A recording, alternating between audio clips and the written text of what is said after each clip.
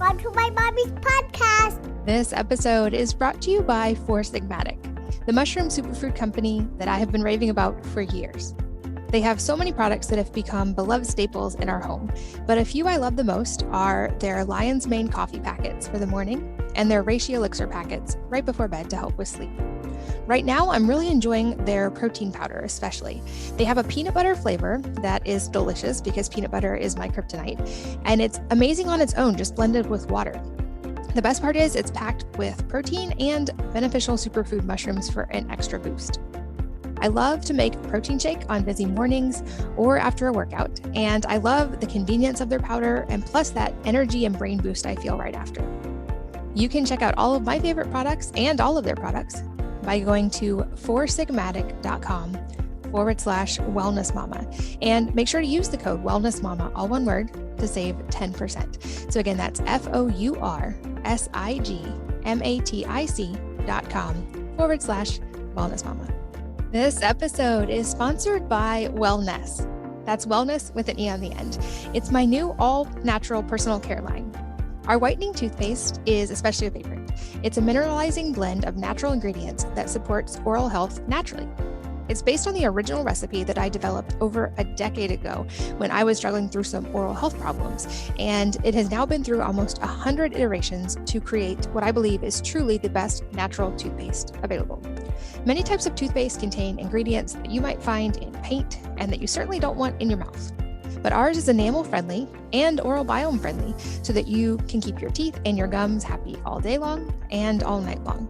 Check it out and learn more about our whitening toothpaste and all of our products, including our natural hair food, at wellness.com. That's WELLNESSE.com. Hello and welcome to the Wellness Mama podcast. I'm Katie from wellnessmama.com and wellness.com. That's wellness with an E on the end. And this episode is about a topic you might not have even heard of, but that could have an extremely negative effect on your life. We talk about the existential threat of gene-edited microbes and what that even is. I'm here with Jeffrey Smith, whose name you may know. He is a leading spokesperson on the health dangers related to GMOs.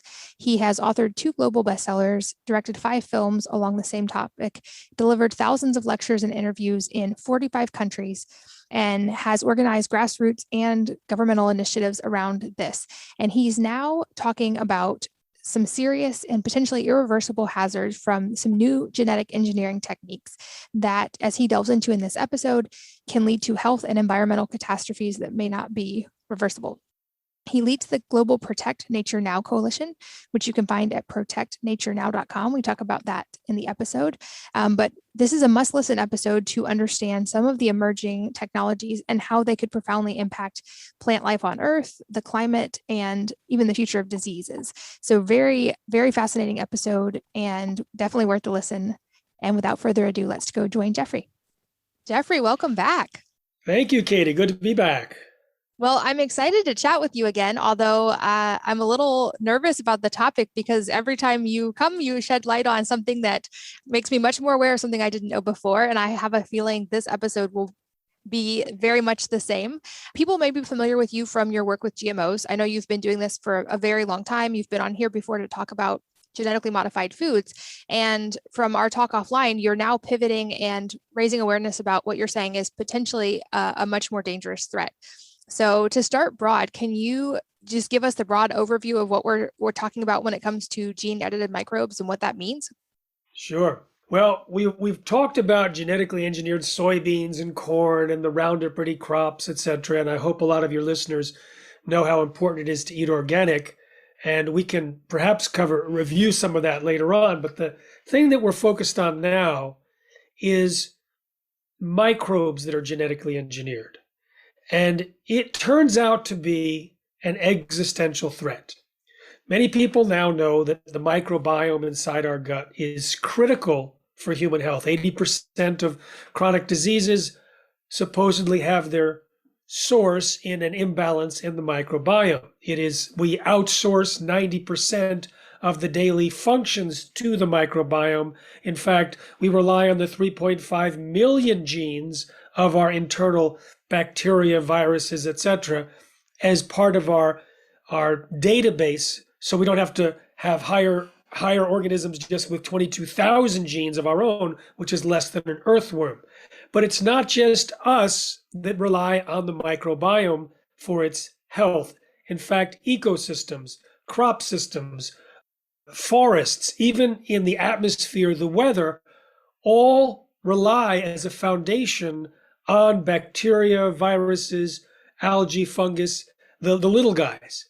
And what's interesting is that when you release a genetically engineered microbe, it can travel around the world. We didn't need a pandemic to know that microbes can travel. We didn't need no other to know that they mutate.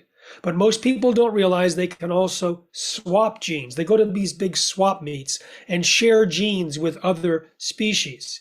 So if we were to introduce a genetically engineered change in a particular microbe, it could theoretically end up in ecosystems around the world and inside of us, causing damage and even collapse ecosystems with potentially catastrophic effects. And it's not just theoretical. We've had some near misses that could have been cataclysmic.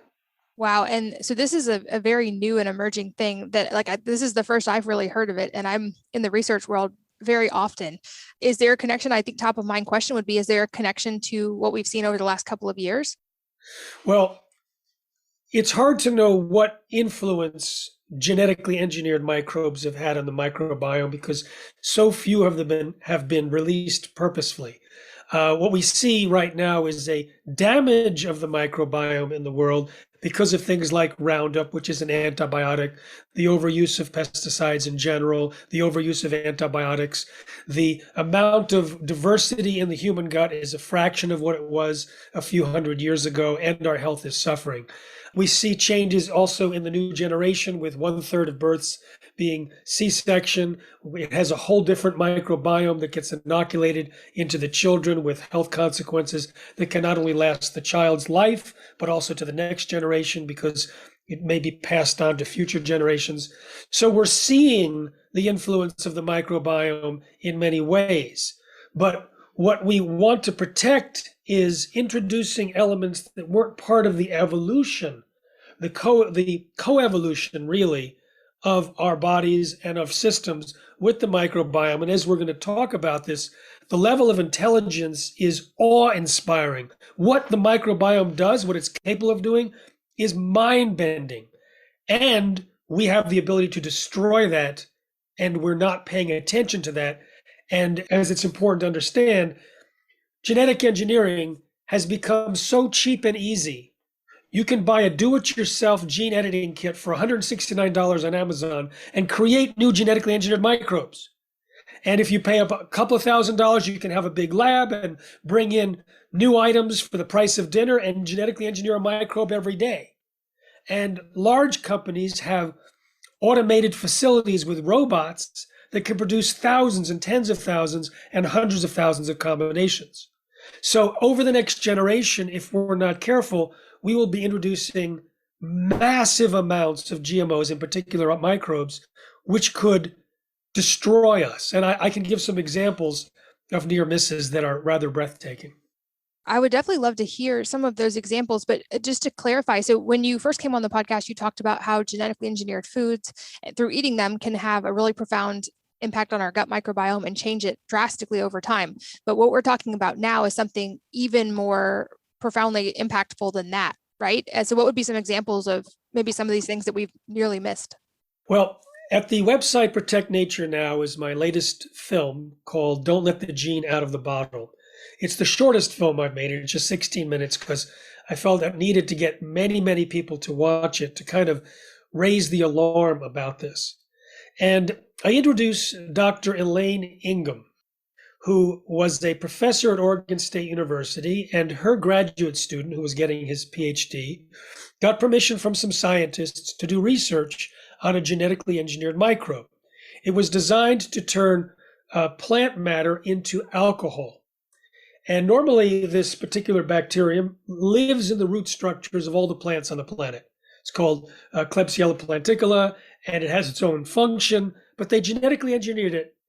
And it was a very well-meaning concept. They want to give it to farmers So instead of burning the crop residues on the field, the farmers would rake it up, put it into big barrels, add the bacteria, and within 2 weeks, it would turn to alcohol. They open the spigot, they end up with alcohol to run their tractors, to sell off farm, and the nutrient-rich sludge at the bottom was to be spread on the fields as fertilizer. And they were about to release this into the environment to see how quickly it would spread as one of the experiments. It had already passed all of the Environmental Protection Agency's requirements, and so it was set to go. But this one graduate student, he just wanted to do research on it for his PhD. He got permission to, and on a Saturday, he walked into his laboratory, and he had taken that nutrient-rich sludge, mixed it with soil, and planted wheat seeds there and compared to controls. And he came in, and all of the wheat seeds on the GMO side were turned to mush. They were just slime. And he thought he made a mistake, but what happened was the nutrient-rich sludge turns out to still have active bacteria. So it turned the roots into alcohol, then turned the crops into alcohol, causing a slime. Now, they were about to release it 2 weeks later in the environment to see how far it would spread.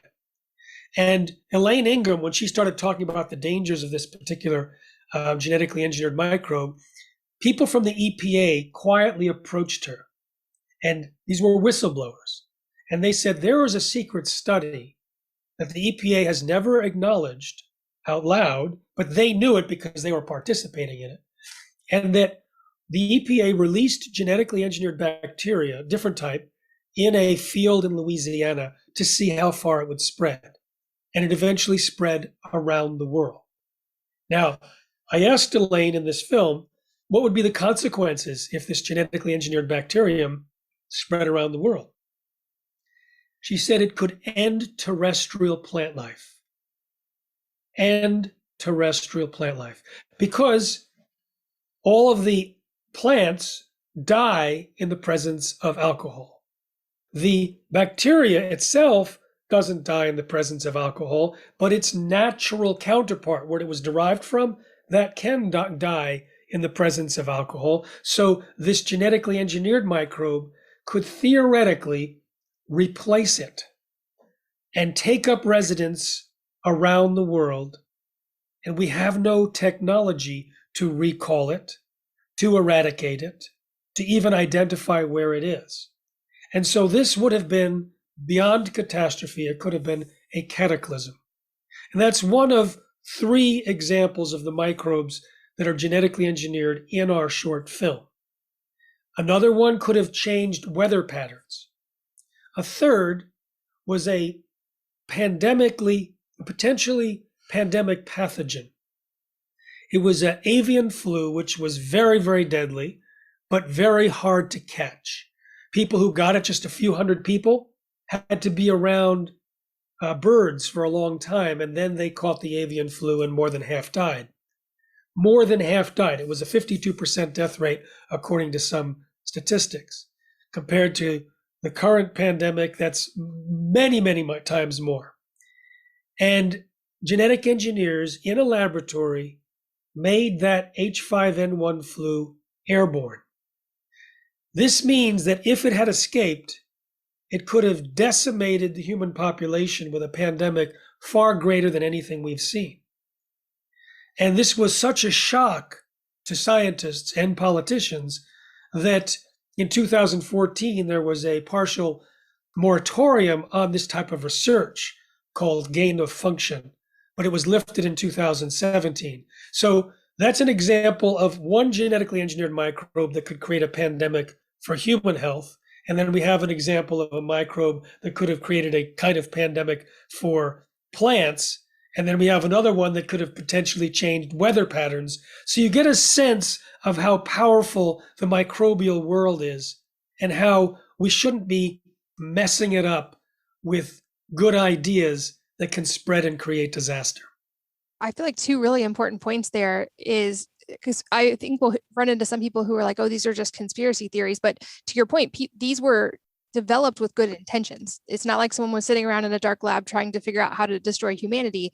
Like, they were working toward what they thought was a good goal. That still doesn't take away from the potential danger that these things were. And also, to your point, it seems like anytime you're messing, we know this with the gut, anytime you're messing with the microbiome, it can have really, really long lasting effects and be very difficult to undo. And so it would make sense that at a worldwide scale, like there's truly no way kind of, I guess it's the title, to get that genie back in the bottle. Like if these things got out, to your point, do we really not have any way that we could contain them at that point?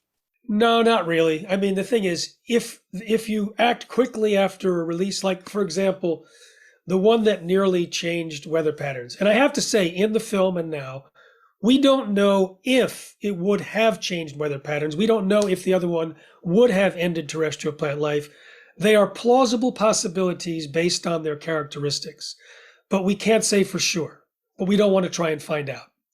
So in the case of ice minus, there was a genetically engineered bacteria that was to be sprayed on potato fields and on strawberry fields to prevent frost damage. There's a particular bacterium which turns water moisture into ice at much higher temperatures than it would normally form. And so they wanted to reduce the frost damage by making this by replacing the natural bacteria with a genetically engineered version that simply doesn't do that, an impotent version. And they actually sprayed it on a field, but then a court order required them to incinerate it. So they took all the soil and steamed it and killed it. And so in that sense, they may have caught it before it got away, but it was very, very quick. Now we know that that particular type of bacteria is used in the atmosphere to turn moisture into raindrops and into snow and into ice. It's even used in snowmaking in ski slopes. So if this impotent version had displaced its natural one and became the dominant species on the planet, then the weather patterns could have theoretically changed because they wouldn't have caused the raindrops to come from that level of moisture. So that's an example. Again, it was to save millions of dollars in frost damage. Now, it could have also allowed weeds to survive that normally get killed because of frost, and they could have survived and created super weeds. So we're changing things where we don't have a full systems understanding. It's very narrow thinking. And with microbes, even if we take the absolute state-of-the-art understanding, we are still babes in the woods. Most of the microbes we haven't characterized. Most of them we're kind of in awe of when we realize what these things can do. For example, in the second trimester of pregnancy, there's bacteria that move into the birth canal that digests milk. Why? Because it inoculates the baby during the birth process so that the baby can digest milk.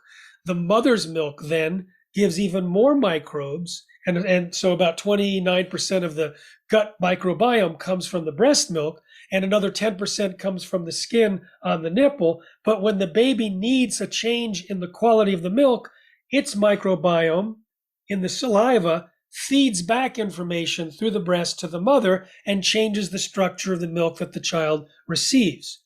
Also, a significant percentage of the breast milk is undigestible by the baby. That's because it's not designed for the baby. It's designed to feed the microbiome. All this is so important because it sets up a healthy microbiome, which can determine health for that child for the rest of that child's life, and then possibly the next generation. If there's a disease like a tumor in the breast, certain bacteria go into the breast to contain it. Alzheimer's in the brain causes certain fungus to go in the brain to help. If we reduce the amount of microbiome in the brain, according to my interview with Dietrich Klinghardt, our IQ goes down. He thinks that in some cases, the herbs that we eat may in fact have their power because of the microbiome that live on the herbs. And so if we think about these as like a micro Jedi army that's here for our benefit and for the benefit of the world, we don't understand it. The microbiome can cause us to want to eat a cupcake. If we're doing an activity that it likes, it can trigger the reward center in the brain, training us to feed it, training us to improve its diversity. All of these things we're just understanding. And yet we are already going out there and making changes in the microbiome, releasing microbes that can affect ecosystems around the world. And I guess this is very much the double-edged sword of technology, because anything like this, I'm sure there is a potential for it to help, but also, like you've just pointed out, a very real potential for it to cause a lot of unintended consequences. How, I guess, how are governments allowing things like this to be experimented with when we're so new to this kind of research? And what can we do to help guard against some of these really extreme consequences? Thank you. The success of the biotech industry's GMOs was thwarted when groups like ours, the Institute for Responsible Technology, and others exposed their myths and misinformation. They claimed when GMOs were introduced that it was safe and predictable and did not need regulation. And we pointed out through the years that it's unsafe, unpredictable, and that the regulation that was created was insufficient. Because of that, 51% of Americans now believe that GMO foods could cause health problems, and 48% of the world's population believe the same. Now, it's accurate that GMOs are dangerous. It's accurate that what people are suspecting or believing, but the biotech industry lost a lot of money when we conveyed those true points. So a few years ago, they decided that their main goal would be to introduce new types of genetic engineering in such a way that they can convince the government and also consumers that it wasn't genetic engineering at all, that it was basically a more precise type of breeding, and they call it gene editing. They claim falsely that if it doesn't bring in foreign genes from another species, it shouldn't be a GMO at all. It's gene editing. They claim it's same words, it's safe and predictable and doesn't need regulation. But they're more organized now than they were 25 years ago, and they actually have convinced governments, the United States, Japan, Argentina, Australia, Brazil, that gene editing does not need regulation. They're trying to convince the Canadian government now. They're trying to convince the UK government. They're trying to change the laws in the EU so that if you want to introduce a gene-edited microbe, plant, animal, food, you never need to tell anyone. You can do it. No one will know. The government doesn't have to know. Consumers don't have to know. And what's tragic is that gene editing is extremely dangerous. It can cause massive collateral damage to the DNA, creating allergens, toxins, carcinogens, changes in nutrients. Its influence can affect generation after generation. In one case, up to 10 generations of mice were affected when the parent mouse was gene edited. It can create all sorts of problems that are not even being looked at now or being understood when it's discovered, and yet it's being given a green light. Now you combine that with a couple of other things. When you release a gene-edited GMO, and they are GMOs, you can't recall it, whether it's microbe or an insect. It can become a permanent part of the gene pool. And the most common result of genetic engineering is surprise side effects. So now you have cheap and easy gene-edited products available basically to everyone in the world. They can be permanently part of the gene pool, and they're prone to side effects. What is needed now urgently is very, very strict regulation and education. We need people around the world to know that we're actually threatening to end biological evolution as we know it by making these changes, by introducing man-made changes prone to side effects that will be inherited by all future generations. So what can we do about it? That was your question. When I was focusing on genetically engineered foods, I didn't have to engage with governments because consumer spending changed everything. When so many people were concerned about GMOs, their purchasing dollars affected what the food companies were willing to make as GMO. Now, purchasing dollars is not going to stop the release of genetically engineered microbes or insects or grasses or trees.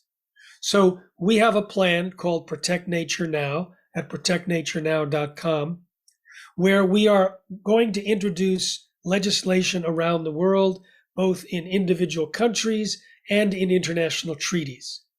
And we're going to focus right now on the most dangerous kingdoms for gene editing, which is the microbiome, bacteria, algae, fungus, viruses, because that's where you can see massive damage in a short period of time that can undermine basically all living systems. So on our site, you can see the film, Don't Let the Gene Out of the Bottle, but you can take action. You can go to an action platform where when you enter your address, all of your elected officials show up. And in a single click, you can send them a letter and an educational packet. Right now, we have one packet. Next week, it'll be a different packet. We've had 2 other packets. We're doing multiple educational campaigns to elected officials and also to media in your area. So whether you're in the United States or Canada or Australia or in the EU or the UK, if you enter your information, your elected officials and your media show up. And it turns out it's having an effect. Right now, we're hearing from people on Capitol Hill that they've heard from us and are interested in moving forward. So in order for us to move forward, we need to build a bigger click and send revolutionary army. We need to demonstrate online support. And when we have enough, we're going to start introducing the bills that we need that support to pass. And we're going to do it in all the major countries, and we're going to do it in the international treaties. And I will make sure those links for all of you guys listening are at wellnessmama.fm in the show notes so that you can find them and keep in touch with that. I feel like we already have a lot of sobering statistics and some perspective on this, but I also realize how rapidly technology is moving and how quickly we've gone from these things even being possible to it just being food to now we're talking about literally the core microbes of the planet. What does the future of this look like if we don't stop this right now and don't regulate? A friend of mine talked to an indigenous elder in the early 90s, who said around this time we had a threat to end biological evolution as we know it, and we needed to do things to protect it. So I've borrowed that phrase from this indigenous elder, ending biological evolution, and switch it up so that we can safeguard biological evolution as we know it. It's hard to know what the future would look like with completely unregulated gene editing. I can give you some examples from health. There's a mushroom that was gene edited so that it wouldn't turn brown when sliced. They sent a letter to the United States Department of Agriculture saying, "Do you really need to regulate us?"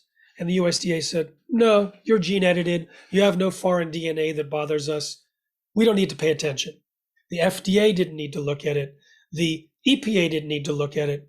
So this company could introduce this mushroom without anyone knowing. Now, they used gene editing to do what's called a gene knockout, where you cut the gene in such a way that it doesn't function anymore. And there was no indication that once they did this knockout, that they actually tested to see if exactly what they wanted happened. But years later, someone did research gene knockouts in the lab and looked very carefully at the sequence and the amount of protein that was still being produced and said, oops, 1/3 of the time it fails. 1/3 of the time it doesn't stop the gene from producing protein, but some of the times when it produces protein, the proteins are misshapen, they're truncated, they're different. Those can be toxins. Those can be allergens. We don't have any indication that the mushroom people ever tested to look at the proteins. All they were looking at to see was when they cut the mushroom, did it turn brown? It didn't turn brown. They had confidence in the gene knockout, so they were going to put it on the market. If they did, people could die. People could get allergies. People could get diseases. If we think about multiplying this by thousands of food products, and then you find that some people will edit other things that are already edited, which will then be added other edits. So we'll make multiple changes in the gene pool of our food. Then when we think about the microbiome of the soil, so critical for health, it's so brilliant. We're already destroying it by putting Roundup on the ground and other pesticides that kill the microbiome. And we've seen that reduces the health properties of the plant and the health properties of the soil, increases soil-borne pathogens, etc. Now multiply that by adding new traits that have never been part of evolution. We have no idea if we're going to create droughts, if we're going to collapse ecosystems in rainforests, in verdant valleys, changes in the atmosphere. And then there's the human microbiome. It is so critical that we protect our microbiome. It is so brilliant. The amount of information that's programmed into the microbiome may be best described in what is called a fecal transplant, which is literally taking bacteria from one person, fecal matter, and inserting it into the gut of another person. It turns out you can transfer health and you can transfer disease, both human models and animal models. If you take a person or an animal that's overweight and you take the fecal matter and you put it into someone else, that person can start gaining weight or losing weight, or they can have a disease that the donor gave. It's as if the microbiome has all of this information about our health, and that can be transferred and reprogram it to someone else's. And this coevolution happened over millions and millions of years, where we've outsourced things so that, for example, we have nothing in our body to tell our own body, oh, this particular cell in the intestine needs to be replaced because it's damaged. That's the role of the microbiome. It monitors. It's part of our digestive system. It's part of our immune system. It's part of our detoxification system. And if we start introducing new elements, like they have probiotics that are genetically engineered for releasing in fields for agriculture, but they're not figuring out what would happen if that ends up in our gut or in the desert or in a rainforest. So we're talking about the potential for millions of GMOs to be introduced over this generation with potentially catastrophic consequences. So it's kind of like we have to do this. It's not really what if we fail? It's like we can't fail. This is an existential threat. When people hear about this, they immediately elevate it to the level of climate change. Some say more. I don't really want to have a competition between gene-edited microbes and climate change, but we know that one of the ways that carbon can be sequestered is through the soil, and the microbiome of the soil does the heavy lifting. So if we introduce something that changes the way that the soil can sequester carbon, then we're also contributing to the ongoing carbon crisis in the air. So all of it is related. I'm so glad that you brought up fecal matter transplant. I've seen some of the data about this, and I think that perfectly illustrates just how important microbes are. And it's really fascinating. We're seeing, like to your point, weight gain, weight loss, metabolic changes, but also they're using this now to help reverse autoimmune disease. Like it's so impactful that just changing the microbes, even in just the lower part of the gut, seems to impact in a cascading fashion the entire body. And so when we look at something in a whole system like that, it makes complete sense that if you hit that one trigger and can create such a lasting effect, then doing the same thing in a planetary scale could be really, really either dangerous or good, but we don't know yet. And that seems to be the really important key, is that we don't have enough data to do this safely. So regulation becomes super important. And unfortunately, it seems like that does have to happen at a worldwide governmental level to be effective. But it also makes me wonder, for those of us listening as moms and parents, for our own families, is there anything we can do to protect ourselves and our families on a smaller scale? Absolutely. First of all, as my friend Michelle Perro says, who's a pediatrician, you have to love your microbiome. And so by loving and protecting your microbiome, what it means is eating organic, because a lot of the foods in the United States are sprayed with Roundup herbicide, which is also patented as an antibiotic. But it's worse because it's not like most antibiotics. It selectively kills the beneficial bacteria in our gut. If you look at the human gut models that were fed Roundup, it turns out that they make changes in the microbiome which could lead to dozens of diseases, from autism to IBD to brain fog. All of these different diseases and conditions are promoted, according to the experts, by the changes in the gut microbiome that's exposed to Roundup. Roundup is not allowed to be sprayed on organic foods. And so it is sprayed on most GMOs, but it's also sprayed on oats, which are not GMO, and wheat and lentils and mung beans, and it's found in wine and orange juice and whatnot. It's pervasive in agriculture. It's used just before harvest to spray down and dry down and kill crops, forcing fast, rapid ripening of a lot of grains and beans. And so in order to avoid that, you can go to our site. We'll give a link where you can actually get a test results of which products have high levels of Roundup residues. It's called glyphosate. That's the chief poison. And which ones have low. And you'll find that all of the organic ones have quite a bit less or no detectable levels. Now, if they're not allowed to spray glyphosate, why would it have any? Well, glyphosate from Roundup is sprayed so many times and so many places that it's actually in the air. It's actually in the rain. It's in some cases in the water that can be sprayed onto plants. So it's possible that even if you don't spray Roundup on your crops, you might have a small amount. But if you do spray glyphosate, it's going to drive into the plant. You can't wash it off.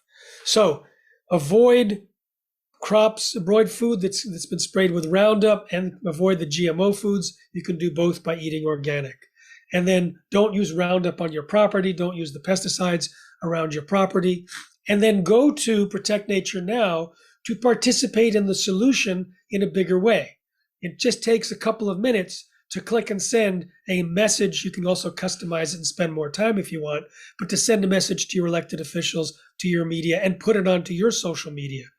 Because you're right, Katie, that we need to get the governments to act. But I know from personal experience that government policy can flip-flop. I remember being flown to Poland by the government in Poland.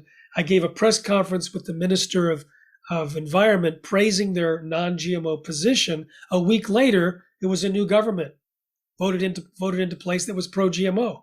I remember sending my books and materials while I was in Thailand to the ministers there, and they voted that they should not allow genetically engineered crops even in field trials. 10 days later, a new government came in and allowed GMOs in field trials. So we have to create an understanding.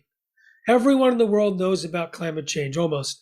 And we also know logically, you never give a trigger for an atomic bomb to a baby and say, oh, don't hit that yellow button. We know that's so obvious to everyone.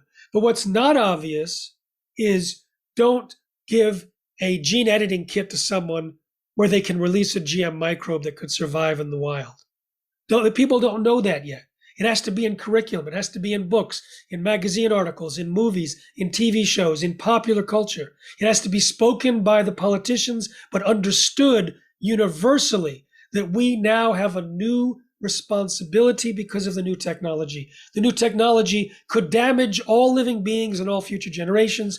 So humanity must step up to become protectors of all living beings and all future generations. And that is a requirement of our survival. So actually, it turns out that the threat has the opportunity to give us all as humans a wider perspective and a new relationship with nature. It's demanding that we not be an isolated kind of commanders of nature where we just dictate. It's requiring that we have a more humble position and be stewards in order to survive.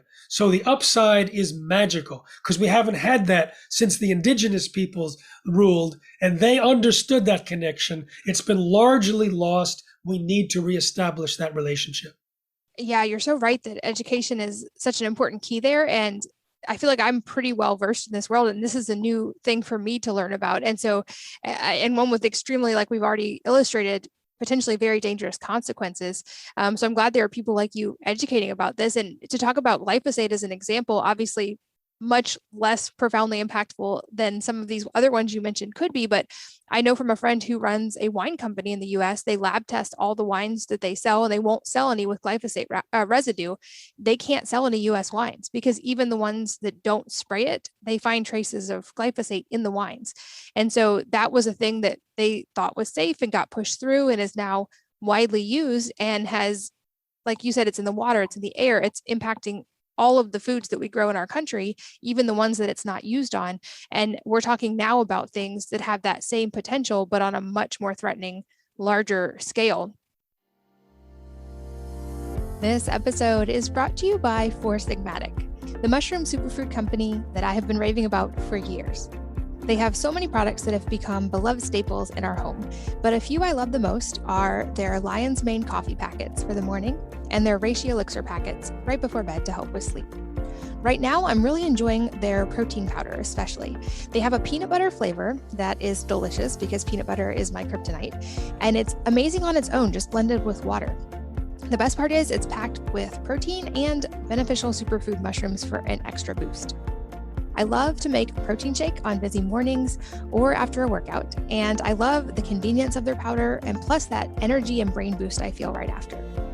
You can check out all of my favorite products and all of their products by going to foursigmatic.com/wellnessmama and make sure to use the code wellnessmama, all one word, to save 10%. So again, that's foursigmatic.com/wellnessmama. This episode is sponsored by Wellness. That's wellness with an E on the end. It's my new all-natural personal care line. Our whitening toothpaste is especially a favorite. It's a mineralizing blend of natural ingredients that supports oral health naturally.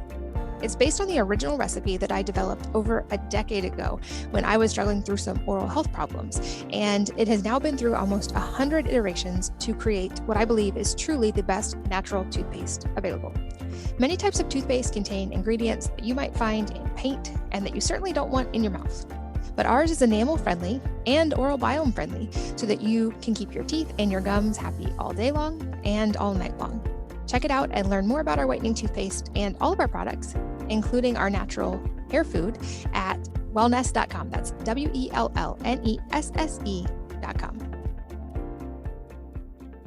And so I think you're right. Education is so key. And I hadn't really thought of it in that sense, but you're right. It has that beautiful potential to unite the world in a really unique way, starting with education. And like any change, I think you're right. It has to be that both and, not either or. We need regulation, but we also need all of us taking action on a smaller scale in our own communities and our own families. And that's when we see any kind of societal shift, is when we can unite those forces for good.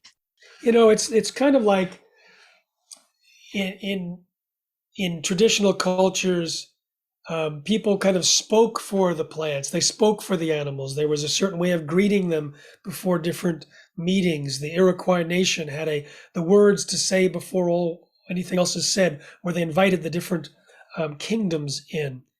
And we have an opportunity now to speak for nature, to be the nature whisperer, to be the bacteria whisperer, to be the virus whisperer, to share stories and understandings. And so it's something where, when we're talking about the microbiome, it is now so established. It's established in terms of state-of-the-art understanding because there's been over 50,000 studies in 5 years linking the health properties of the microbiome to human health. But it's not yet implemented, as this society hasn't yet learned the lessons. So we can all be the teachers and represent what we know to others on our social media, etc., sharing the film. That little 16-minute film, Don't Let the Gene Out of the Bottle, it immediately creates a sense of, oh my goodness, what do we need to do? And people take action. So we invite people to participate by sharing that from Protect Nature Now on all of your social media, by email to your friends, and it'll start the discussion, but it'll also start the all important action.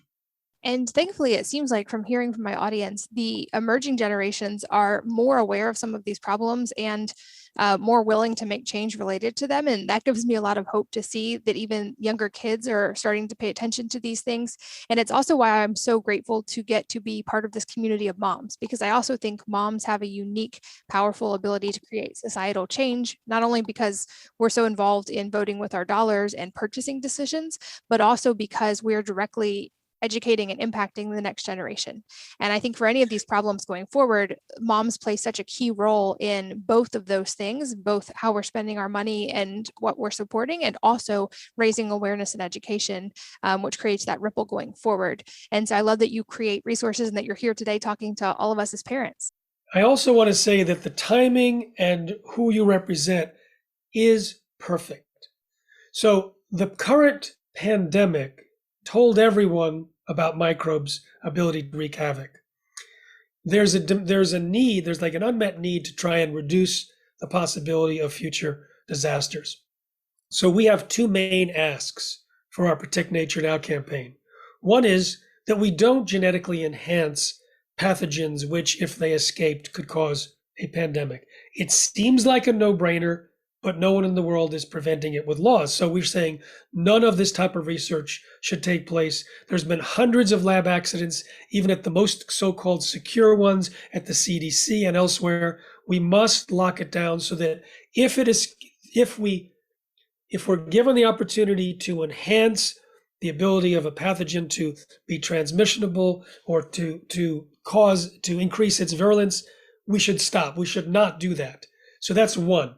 Second, we shouldn't release any genetically engineered microbes anywhere ever on purpose, and we need to increase the security and safety of any facility that creates them or uses them. So there's two different asks. One is specific category of potentially pandemic pathogens. We simply do not enhance their ability to kill. And the second, we do not release any GMO microbe, no matter how safe it may seem, because we don't understand the impacts of the changes that we're making in the genome, especially knowing that it can mutate, it can be swapped, it can travel around the world, and it can change the nature of nature in ways that we don't even know how to measure, let alone its impact. So those are the two asks. And the pandemic has alerted people to potentially pandemic pathogens, to the nature of microbes. It has given people a level of receptivity. It has created political will to want to make a change. The structure of the global threat from climate change has gotten more people on the planet thinking about planetary survival than the history of mankind has ever done. We don't generally think about planetary survival in our past. We don't read about it. Now people are thinking about it. This generation in particular, as you described, they're thinking about climate change, they're thinking about oceans, they're thinking about food, all these different things. So again, increased receptivity. So you add that plus the pandemic, plus the new technology, which today is in a situation where we can devastate nature. So there's a demand and an urgency, and it's the urgency and the threat that often get people to act. So it's a pregnant moment for change. And I think you said it perfectly. Moms are going to lead the way because moms are wired to protect like no one else. Absolutely. And I know when we talk about these things, it sounds like something out of a dystopian sci-fi movie. And in some ways, it very much kind of is something that has been only the realm of that in the past. But I also like to make sure and always leave people with a message of hope and positive action. And so I'll definitely make sure the Protect Nature Now link is in the show notes. You guys can find that there at wellnessmama.fm or just go straight there. But I think it's also just important to reiterate that there are steps we can take that can keep this from becoming the very real dangerous situation that it could be. And that in doing so, silver lining, it can create greater awareness for a lot of other issues and hopefully positive change in many, many directions. Another question I love to ask for the end of interviews is if there is a book or a number of books that have had a profound impact on your life, and if so, what they are and why. You know, it's interesting. I read a lot, but it's not often in the form of books. It's like I have to read so much information for 25 years on GMOs. The biggest book that certainly had the biggest impact on my life was the book that I wrote, Seeds of Deception. It was the process of writing. I'll deeply paraphrase Ernest Hemingway. Sometimes I write to the best of my ability, and sometimes I write better. So it was like writing the book was like, oh my God, I've never written a book before, and it was like coming through me. But then I also chose an angle to talk about the health dangers, the corrupted approval process, and to do it in story format. And that became the world's best-selling book on GMOs, propelling me into a global player in this. So I released it in September 2003. And in the next 9 months, I was in 5 continents. And it was, the book became, it was the bestseller for more than a decade. And I went to 45 countries speaking. I was traveling 6 to 9 months a year. And I was building a movement, training 1,500 people to speak on GMOs, organizing more than 10,000. So it really was a defining point in my life more than any other book. The process of writing the book and the process of getting the information out about the book and everything else. So it was, hands down more influential. And I've read it. I'll link to that as well in the show notes. Definitely recommend it. You've been raising awareness about these things for a long time now, and I'm deeply appreciative of your work. And like I said, the fact that you are educating and also giving action steps and hope, because often I think in this world, there's the tendency to educate and talk about how bad things are, which is important, but it has to be balanced with where do we go from here. So I appreciate so much the work that you're doing, and especially raising awareness about these emerging issues. I'll make sure people can find and keep learning from you in the show notes. Again, wellnessmama.fm for you guys listening while you're on the go. And Jeffrey, I know just how busy you are. Thank you so much for your time today. Thank you, Katie. It's a pleasure to be here. And I really appreciate your positive outlook as well, because we meet on that level. It would be a horrible career if I just spent 25 years getting people depressed.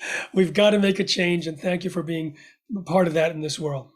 Thank you. And thanks as always to all of you for listening and sharing your most valuable resources, your time and your energy and attention with us today.